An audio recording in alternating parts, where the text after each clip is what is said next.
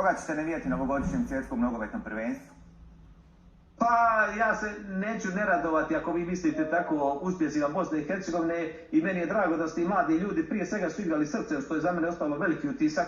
I Sergej Barbez je, kad postavite pravog čovjeka koji je bio dobar fudbaler i trener na pravom mjestu, tako treba da funkcioniše sve kod nas. Dakle, morate dati profesionalcu odriješene ruke da radi koji zna svoj posao. On je u pola reprezentacije rođen u inostranstvu. Nemojte mi diplomatski, hoćete li navijati Bosnu i Hercegovinu na svjetskom nogometnom prvenstvu?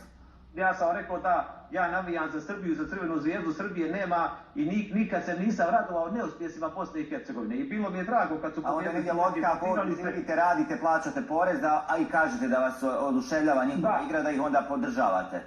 Pa dakle, ne možete istovremeno voliti dvije žene, kao to vam govorim. Ja se ne radujem neuspjesima. Ali ne možete onda vam biti kandidat za člana predsjedništva države koju ne volite. To je logika.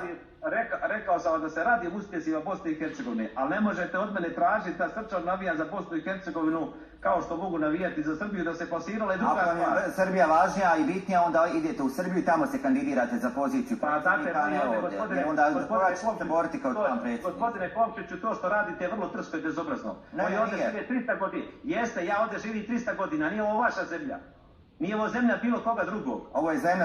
Ja imam istoriju porodice... Ovo je zemlja svih građana i naroda u Bosni i Hercegovini. Hvala lijepo što ste govorili za radio. Nismo u Narodnoj skupštini Republike Srpske. Hvala lijepo što ste govorili za našu emisiju.